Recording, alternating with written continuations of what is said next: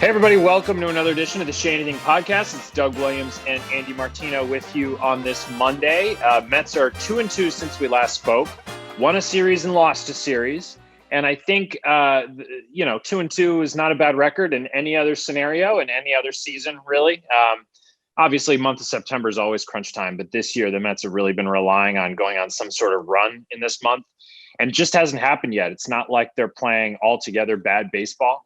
They won a few games that it seemed like they were going to lose when they didn't get length from DeGrom and Lugo and Matz. And that was impressive. But, then they go and lose a game where Rick Porcello pitches really well in the season finale against the Braves. And it's frustrating for Mets fans that they haven't gone on that run that necessarily their fans expected or wanted them to go on. So we'll talk a little bit about that as we move forward and some of the performances that stand out, Andy. I did pre and post this weekend in place of the great Gary Apple. And as I'm going on air on Sunday afternoon, I see on Twitter, I'm on Twitter, and DJ Short, who I follow on Twitter, tweeted out, what are some of Brodie's best non-JD Davis moves as the GM of the Mets? And I tweeted out, and this is actually in large part due to you putting it on my radar and the conversation. Andy Martino influence, I understand. Yeah. Widespread. I have a coaching tree. And so I said the DeGrom extension based on the conversations you and I have had about that. Yeah. And just the timing of it and how much money it saved the organization. You then replied with, at first, to me, a shocking list of things that I thought were in the negative. Shocking? I am surprised that you're acting surprised, Andy, because I promise I am. I wasn't trying to shock anybody. It read like you were trolling. I thought maybe it was sarcasm at first. No. I honestly thought it may have been sarcasm. Let me go through the list here. God, come on, man. I'm just giving my insight, my analysis. I'm not trying to get it. No, let me explain. All right. Because my thinking changed a little as time went on, and I read through it a couple times, but I'm going to go through it here and we can talk about where we disagree. So all you said you started the tweet with Cano is good. Now that is just factually accurate. Fantastic. So he is still really good. And I think you could read into you including that in the tweet that you think that was a good trade. But that's not what you said. So I'll let you circle back to that to see if you actually think that was a good trade. And then you just listed Wilson and Shreve. Both have been good relievers for the Mets. Shreve blew up last night, but he's been really solid, a strike thrower in a bullpen full of guys that lose the plate. Justin Wilson has been an objectively very good signing. And then you said, fans seem to like starting the season with Alonso, though I don't. Last year. Yeah. So that was, we don't need to fully rehash that, but I always brought up the presidential analogy, like first 100 days in office for Brodie. Like it was his mission to make Pete Alonso feel like a big league player and that he was going to be a guy who could add to the 2019 team. And then he had an incredible season, rookie of the year season, helped lead to potentially what almost was a playoff run. So we'll circle back to all of these. And then he said Beltran and Rojas, good hires. Now, again, this leads us to potentially rehash conversations we've already had. Rojas, I'm with you on. I continue to be more and more impressed by him. Beltran, I think, through the replies to your tweet was confusing because on the surface, they had to fire him. I'm sorry. You read replies to my tweet, which was a reply to some guy. This is what you're doing with yourself? Andy, come on, man. Yeah, I'm on Twitter. What do you just put your thoughts out there and just not care what anyone else has to say? You only I have care it about set so I only see replies to people who I follow. Actually, so yes, I don't. Yeah, see so that's kind of a selfish way to run a Twitter account. It's just my only my thoughts matter and my friends' thoughts matter, but you should all these nobodies don't matter at all. No, that's not it. Enough of the nobodies like say insulting things about me and my family where I didn't need to see it anymore. I have to be on Twitter for work, but I don't have to look at that kind of stuff. So that's why I did that. But don't you think the reactions to your thoughts matter? It's not something I have time for, and not enough of them are civil. It's not a good place for good conversation. Okay. I mean, I think every once in a while there is good conversation. Sometimes, but trust me, the I think bad generally outweighs the it's good, so I don't see it. I don't I look think at it. generally it's a cesspool. But so we get the Rojas hire, but Beltran had to be fired in the middle of an offseason where you're trying to grow a playoff contending team due to potentially not doing enough background research to know that he would be involved in a cheating scandal. But you know more about that than I do, so I'll let you explain. And Marisnik's solid. I mean, he's been injured for most of the season. He's been good offensively, but he has not been, especially in a short-term deal, exactly the contributor that I think Mets fans expected him to be. Long-winded way of saying, Andy, would you like to go through those and explain why you think those are Brodie's good moves? I didn't know you would hold my feet to the fire over this. I'm surprised. I really am surprised that you thought I was trying to be sarcastic or troll or something. I was just like, oh, this is an interesting point that this guy raised, and I saw it because you responded to it. I don't know who DJ Short is, but I saw your response to it. And so I was like, oh, this is an interesting discussion. Let me take 30 seconds and think about what I think Brodie's done well. So I went around the diamond. So that's all it was. I mean, I wasn't trying to. I clearly I'm not trying to provoke a reaction because I don't, as I just explained, I don't see the reaction if it is provoked. But yeah, going through it, let's see where you went. Cano. I mean, look, I think the verdict is still obviously remains to be seen on that trade. It looks better this year than it did last. There's always the argument that the Mets should have seen what else they could get for Kelenic if they were willing to trade him. That's a whole other discussion. And if they traded Mike Trout, then it's a historic bad trade. And we don't know yet if they traded Mike Trout in Jared Kelenic. So I think what I meant there, and again, I was literally like this entire thought process was maybe 30 seconds. And I may have even been doing something else when I made this tweet. But Brodie Van Wagenen knew Robinson Cano was his agent, knew how special he was, knew the intangibles he brought, knew the baseball IQ, the leadership, all these things that aren't commonly understood about Cano. Brodie identified, and he wanted Cano as his veteran and his team. So I think there's something to be said for that. And I meant that outside the vacuum of the broader trade. He properly evaluated Cano at Cano's age, and that's something he deserves credit for. Right, but don't you think that you can't even have the conversation about how Robinson Cano looks right now in 2020 without talking about what you gave up to get him and what he's going to look like in 3 years? I mean, the back ends of most long-term deals don't look good. I think that he's a star player right now at his age because of his IQ, baseball IQ, which has helped replace some of the slightly diminished skills. And what I'm saying is that Brodie is an evaluator. That was a win for him to identify Cano as still an impact player at Cano's age. That's all I'm saying. Okay, let's skip past Wilson and Shreve because I agree with you there. I think, but those are good. Like Brodie was Chase and Shreve's agent. He knew the player. Chase and Shreve was on the scrap heap at the time in the middle of a pandemic. And he was like, that guy throws a split finger fastball as his changeup to lefties, meaning he can be a good pitcher in the 3-man batter rule era because he can get lefties and righties because of that one pitch. So again, that's Brodie's and his staff's baseball acumen, finding the right scrap heap reliever in Chase and Shreve.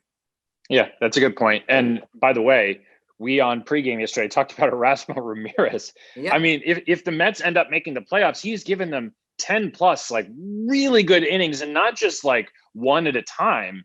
Mm-hmm. The Mets have desperately needed length. So that's another good depth signing. I think that's one of Brodie's best qualities as a GM is he's always focused on when will I need another this? And he's been that you can't have enough depth, and he's been good at that. And they got big hit while you're talking about that. It's a good point, Doug. And they got big hits last year from Carlos Gomez and Adeiny Echeverria and Rajay Davis. And they won 86 games last year. So some of those guys helped to contribute to that. Yeah. Okay. So the next one is fans seem to like starting the season with Alonso, though I don't. So you still looking back on this, even though the Mets almost made the playoffs, even though it was a historically good season for Alonso, you still don't believe that was the right move. Look, I think that the home run record was a strong argument against my point because it was a special thing that happened for sure. But you couldn't have predicted that in April. So I have 2 points about that. Number one, let's say for the sake of this discussion that Pete Alonso turns back into a franchise type player next year. Obviously, right now he doesn't look like that, but let's bet on his talent and say that Pete Alonso is a piece for the future again, going forward. Then you lost a year of him, and that's a big deal. Big deal. Number two, the whole argument of last year about Dom Smith, about Pete Alonso, and the Mets are trying to win games, and it's a pennant race, and blah, blah, blah. The Mets didn't understand what they had in Dom Smith, who could have held down that position for like 14 days or whatever it was going to be in April. So that's why That's it. Okay, that's a good point. I guess I see it more as like the vibe part of it, but you're Fair. making the argument that probably makes more sense in a baseball actual way, where you're in these rooms and these meetings and being like, this isn't actually a good idea. But I felt like the vibe of last season, even though it started poorly, ended up kind of being traced back to that, where you had Pete Alonso and Dom Smith, who both handled that well. And I think it helped build. I think it helped build both of them. And look, the way it played out significantly weakens my point, no question. And the statement Brodie was making coming in about we're just worried about today, and like a service time manipulation sucks. It's not a good thing, but It is the rules. And by not participating in that, the Mets lost a possibly key player for a year. Brodie's point was like, look, if we get there, we'll worry about an extension some other year, but just good problem to have. And those are fair points too. I think the whole time I was like, back then though, I was like, guys, Dom Smith is good. What are we talking about here?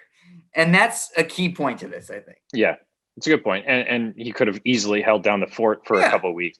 But again, the record, you could defeat me in an argument if you wanted to go with that rookie home run record is something that the Mets and Pete Alonso will remember for decades and null and voids the whole thing. I would be receptive to that argument, to be fair. And I also think this doesn't actually matter, this conversation, but I think the Dom Smith story is going to be written in part by how he handled that and the adversity that he faced early last season.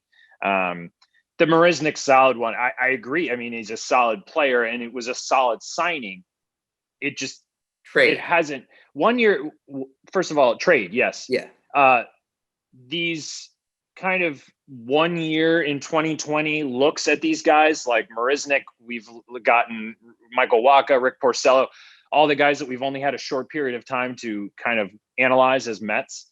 It's hard to talk about whether they were successes or like whether their career will benefit from their time in a Mets uniform or whether they were good additions to this team.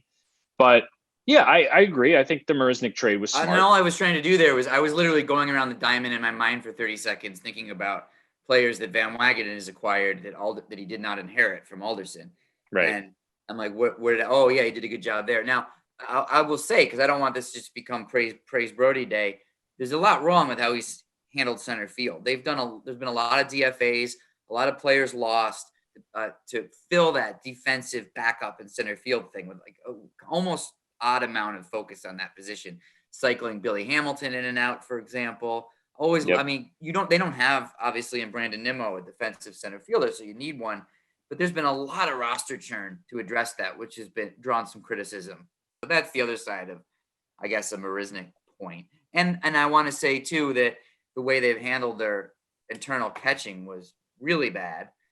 Wait, hang on. Let me interrupt you because that's a later topic in the podcast. Okay. We have so many natural segues into do you our want to second. Have a slightly longer podcast today so we can discuss these things? Is that allowed? I wouldn't mind that. No. Let's do that. Don't feel that you need to cut us off, Jeff, at the 32 mark or whatever it is. We'll go. Let's go.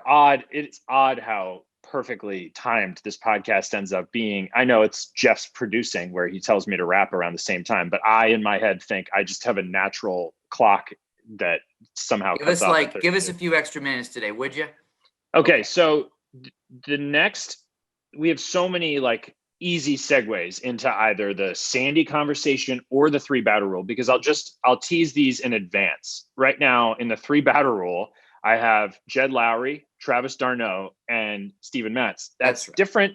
That's different because d'Arnaud's not a Met. That's the first 3-batter rule that we've done with a non-Met, but it's an interesting conversation. And then Jed Lowry hasn't played a game in 2020. So that's interesting. Let's start though with Sandy, because part of the Brodie conversation, Andy, that we were just having is one of the only nice parts about being a GM, which is in so many ways a thankless job often, is that after you get fired, which so many do, or let go, or you leave, you end up getting credit, and rightly so, a lot of times 2, 3, 4 years after you leave.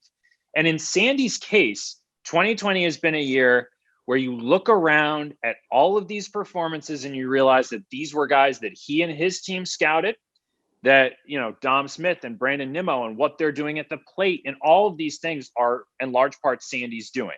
So your news yesterday was that Sandy Alderson is going to come back to the Mets front office in some form or fashion under the new ownership. Yeah. What can you tell us about what that role will be? Do you know, have you any idea what title it will be, how much influence he'll have, et cetera?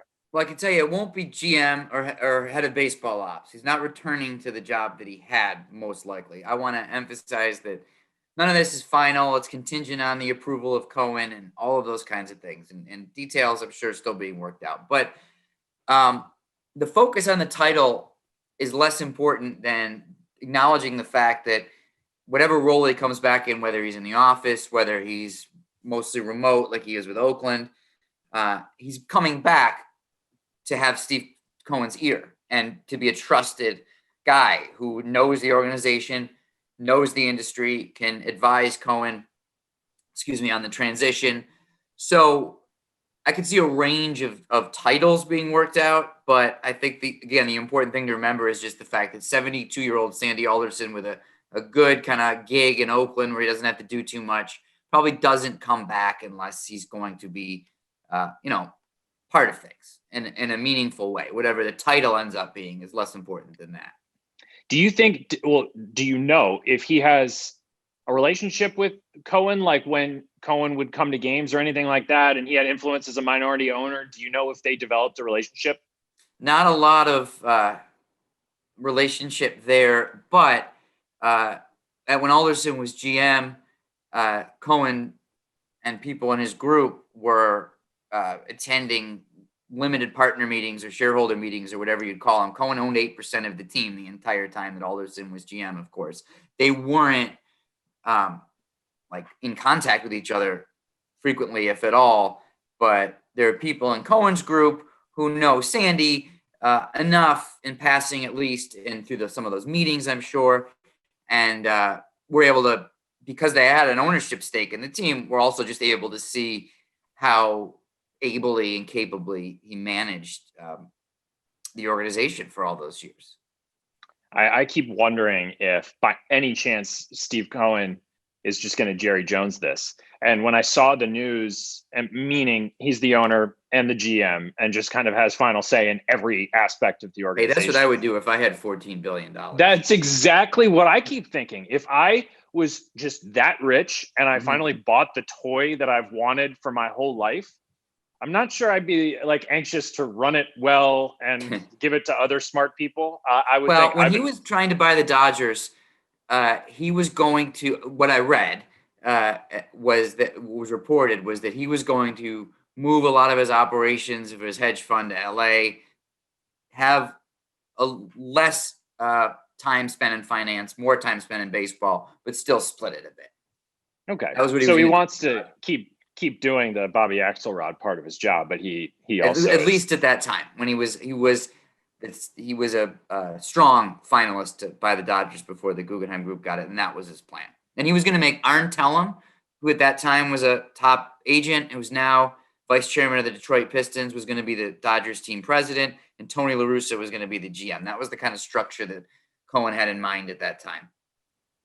Well, I think the Sandy news is really interesting, and I do think that sometimes bringing people back into an organization, whether it's player personnel or whether it's front office or former managers, is a good thing. And sometimes it's kind of like just bring in, new ideas. And but I think in Sandy's case, every Met fan knows the team that they're watching, the good aspects of it, in large part were due to the people around Sandy and Sandy himself. So yeah. And I know that the decision by Cohen is probably a much deeper one than that, but He's just had such a long and successful career in baseball. It seems like if he's available to you and wants to come back to the organization, you might as well. And don't forget that we reported that Cohen has run into some trouble with a few, at least, of the other owners in the approval process. And what I understand, not all, but part of the concern about him to be that he's going to just spend like a drunken sailor and make everyone look bad at a time when the industry is claiming huge losses, many of which I'm sure are legitimate claims due to the lack of attendance during this season. So if it's going to be no free agents get signed this winter and Steve Cohen signs 25 of them, other owners are a little concerned about that. Now, my understanding of the way Steve Cohen does business is that that's not necessarily the way he would want to act anyway. He's more of a targeted spending kind of guy. But my point is, Sandy Alderson's known for fiscal responsibility. He was the guy that famously blasted the Texas Rangers for the Alex Rodriguez contract back in 2000. He spent when he had to. He signed Cespedes to that contract. And he would have spent more, I'm sure, in a perfect world with the Mets. But if Steve Cohen's attached to Sandy Alderson, it's going to be hard for the other owners to say you're in drunken sailor mode. Sandy's a responsible guy, and that's going to really help him.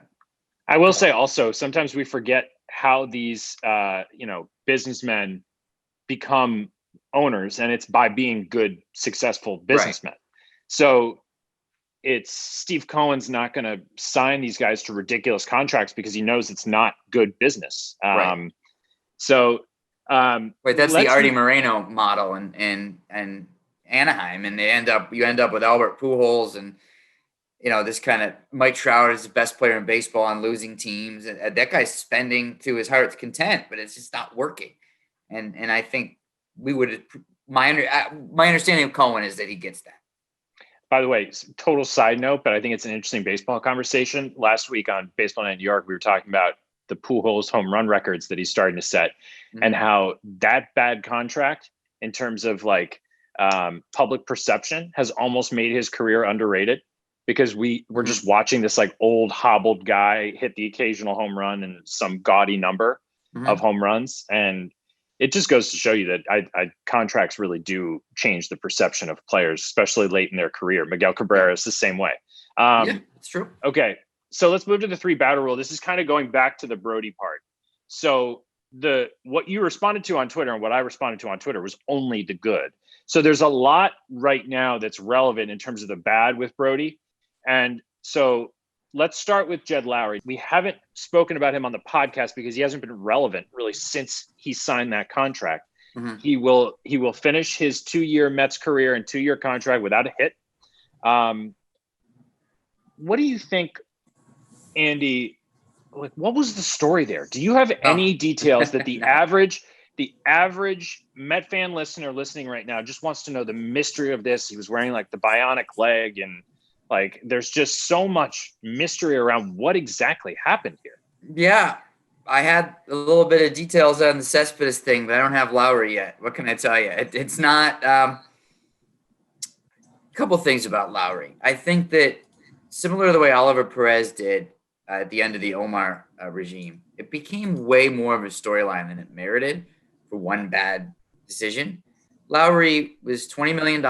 It was a perfectly good bet at the time. We loved it at the time. You predicted it, and I was like, no, they're not going to sign Jed Lowrie. And then they did, and we were both like, great idea. Do you remember all this? Was that me? Yeah, you were like, they should sign Jed Lowrie. I was like, I don't see it. They have a lot of infielders. And then they did, and I gave you credit where due, where they signed him.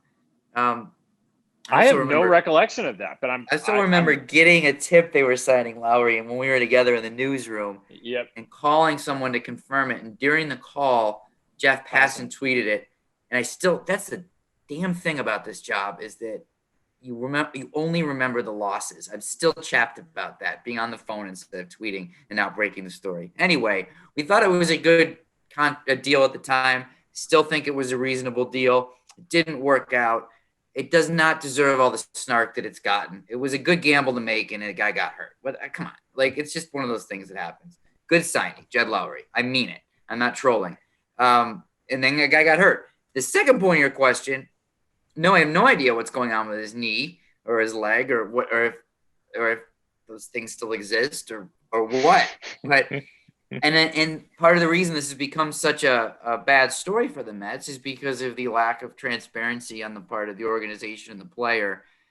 They've taken a normal injury situation and added this level of weirdness to it, which has led to like snarky treatment by reporters, I think, when they don't get answers and when we don't get answers and things like that. But that's just one contract. It wasn't a huge one, and it was a good decision at the time. That's my take on it. Okay, so you're separating when you say Jed Lowry, good signing. Yeah. You realize how that will be perceived as borderline insane. However, I can only worry about giving my analysis, Doug. You're not. No, I know you're only worried about your analysis, but I just want you to can you see how a guy you paid $20 million, that's the type of money that if I got right now, I'd have to rethink my future and like I would invest it and like I'd buy a house and like you gave that money to Jed Lowry and he never got a hit. Look, it was obviously a signing that resulted in no production. But if you and I, as we were complimentary in our analysis of it at the time of the decision, I don't feel that I have the right to criticize it now. He reported his spring training and he got hurt. You know, that's sports. Right. But how could we, without being total hypocrites, say it was a bad signing? Because we liked it at the time with all the information that we had. Right, but I had no information. No, your information was he's a good player. He's in good shape. He fits in a versatile role for the Mets. Pretty good value for the production that he had the year before to $10 million a year. Not a bad financial deal. Short term, 2 years. It's like, this is great. So how could you look Brodie Van Wagenen in the eye and say bad decision when we said that at the time? That's my point. I would say, like, did you have any idea that he like didn't have a knee? Why would he? How could he? They'd go through the physical. You think they're giving a guy $20 million if he has a bad physical? The reason I framed the question as this cloud of mystery was because like it took him no time at all to develop an injury that was A, mysterious, but B, potentially career ending. And all he had to do was like play infield on a side field in Port St. Lucie at the beginning of last year, and his knee exploded. So like, they were terrible in the way they handled it publicly, which is contributed. That helps. Yeah, that doesn't help. There was this whole, and I don't know whose fault that stems from initially. Like, I don't know who the first person was to say, if anybody says anything specific about Jed Lowry's knee, your head on a platter. I don't know where that started. I would love to know. But their vagueness over the 2 years is a big factor in why they get criticized so much. And it's a fair one. Everyone was just weird about it. But, you know, there's HIPAA laws and stuff. If Jed Lowry doesn't want people to know, that's that. I understand your point about revisionist history and how we have the ability in the media to say good job, and then when it goes badly, we say bad job. And I understand your point there, but I think you can look back now and say that was a terrible signing. It didn't work out. Even if you liked it at the time, it made sense for the Mets. How about I'm sorry, go ahead. No, I'm basically done. How about it was a good decision that didn't work because of injury? That'd probably be the way I would place the Jed Lowry. Final word on Jed Lowry until he becomes Mets manager in a few years. He's a smart guy. Let's go through the next two. So catching would be the other. You already brought it up with Brodie. Wilson Ramos always had flaws. He had, like, unlike Lowry, the flaws that he has now, he had when the Mets decided to sign him. So Travis d'Arnaud was tendered a contract. They didn't have to do that. Then they release him after very few at-bats. And he goes to the Rays and catches the most complicated pitching staff to catch in baseball last year. He goes to the Atlanta Braves, and he's their cleanup hitter and the guy that basically the Mets said yesterday, you don't want to let him beat you. I mean, like, yeah. So looking back on that decision, do you have any insight into what Brodie and the front office were thinking when they made that call? It was, yeah, well, let's not forget Kevin Plawecki too. It's one of the larger points. So they cast off 2 catchers who are major league catchers. They didn't have to do anything with that position when Brodie got here. It was d'Arnaud and Plawecki, and Plawecki's doing a nice job for the Red Sox. And it's not that you got rid of Plawecki and that's going to ruin your franchise. It's not trading Nolan Ryan. But the fact is they got Walker Lockett for him. That's not what you're supposed to get for a major league catcher. So that wasn't a good deal. And then the d'Arnaud thing was just you tender him a contract, then he has a bad start and you release him. I mean, however that went down the day they DFA'd him, it just wasn't a good process. They were caught in between 2 outcomes by tendering him and then getting rid of him. You could go back in time and make a case for how it was time to move on from these guys who had kind of been big prospects for them and somewhat disappointing. I get all that. Maybe d'Arnaud had to go to Tampa to find himself, where they gave him a lot of tools to succeed and there wasn't that pressure of being that prospect. But the way that it all happened just worked out so poorly. So they fail to recognize what they have in d'Arnaud and Plawecki. They go on an all-out pursuit of JT Realmuto. And then when you get in the middle of and Yasmani Grandal and Wilson Ramos, and they're kind of pursuing all 3. I remember this all very clearly. It was during the winter meetings and Brodie's first winter meetings. Really wanted Realmuto. They traded for Realmuto. Obviously, you don't criticize them about d'Arnaud. And you've got the best catcher in baseball. And all you had to do was trade Rosario and Nimmo to do it, or Syndergaard and one of them. I mean, obviously, in retrospect, that's a no-brainer.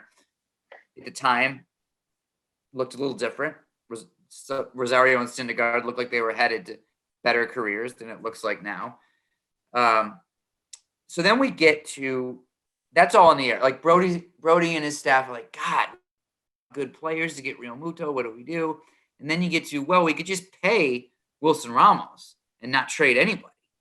And at the time, it's like, okay, yeah, that makes some sense. He's not Realmuto, but he's pretty good. And now you don't have to trade Nimmo, Rosario, Syndergaard. So that's how it kind of all came together. And then the way it's played out since has just been very poor. Because you've had d'Arnaud's ascent. Plawecki totally established himself as a solid backup catcher on a good team, starting catcher on a bad team, which is a lot in the major leagues. There's not a lot of catching in the big leagues right now. And Realmuto goes to the Phillies, does a nice job there. And Sixto Sanchez is on the Marlins as part of the Realmuto trade, and he's doing a nice job for the Marlins. So there's just a lot of ways that this broke, which is just not good for the Mets. You can understand the time. You're caught in the moment. Like, literally, I'm sorry to drone on about this, but, like, you fly home from the winter meetings on a Thursday, 2018, you're Brodie. You're negotiating with Grandal, you're negotiating with Ramos, and you're talking about Realmuto. And you're like, okay, this one's going to cost me players. This one's going to cost me money. I get that at the time. It just didn't work out well. Let's move to Steven Matz. So he blows up in his outing against the Braves. Mm-hmm. And it was so weird. He goes back to the dugout. He's smiling with Wilson Ramos. He's saying, my bad, if you read his lips. Just a very different guy. And than the usual like stress ball, like clenching guy on the mound after a bad inning. And Andy, I mentioned this actually on the postgame show, that when you asked DeGrom during spring training 2.0, like, what do you think of Steven Matz? He was like, "This is the best I've ever seen him look." I'm paraphrasing, but he spoke glowingly of him. What happened, and where do we move forward here? Does he need? I think he needs a change of scenery. Personally, I could see him being very good somewhere else, and maybe he just needs a change in his life. But obviously, we know him to be just a really kind guy and somebody who really wants to succeed and has all the talent to do so. So what now? Great question. Mysterious year, obviously. Those of us who watched him closely last year knew that he was working with Jeremy Hefner, which is a good fit. We just thought all the stars were aligned for him to have a good year. And he was, like you said, as Jacob deGrom said, Matz was throwing the heck out of the ball as recently as summer camp. So what's happened since is just weird. I don't know what to say. Maybe he does need a change of scenery. Tough to just give up on a guy. A burden of expectations in New York has been more than a decade long since he was a first rounder in 2009. Maybe it is. I don't know. He doesn't have any trade value right now, so you just have to dump him and then risk some jerk like me in 3 years saying like, and you let go of Steven Matz when you didn't have to. So You won't be the one. You won't be the one doing that. I will be. Maybe, You won't. and I'll be the one going now, Doug. Doug, easy for you to say. All right. I don't know. Well, it's a tough one. It's just weird how the last 2 months have played out. It's just in a very bad place with Matz and the Mets, and it was mostly unexpected. So it's just too bad. Well, we're 40 minutes into the podcast, so Jeff's blood pressure is pumping. So let's wrap things up, Andy. Okay. But we did go a little long. We got to everything we wanted to get to. One of these days, though, you know what? Let's just say next week the season may be over. It may not be over. But I wanted to get to the GM stuff today. We want to do the absence of access, and this is a tease for next week. Mm-hmm. Want to get to you finally being able to talk to Dom Smith. Yes. And we'll spend some time on it. Your impressions of your conversations with him, whether or not it was the conversation you thought you were going to have, or I did that because of this. That's why everything you do can be productive. We were like there's like 3 weeks. I'm like, I wish I could talk to Dom Smith, and I was like, I can. Yeah, so I did. All I had to do was like make a call about it. Yeah, so I'm looking forward to hearing about that. And so we'll be talking next week. Don't know what the status of the Mets season will be. It's not looking great. They're 2.5 games out with 7 of these to play. So we will see. For Andy Martino, I'm Doug Williams. Remember, please subscribe, rate, and review to this podcast, Apple Podcasts, Spotify, wherever you listen. Thanks for listening. We'll talk to you later this week with Keith.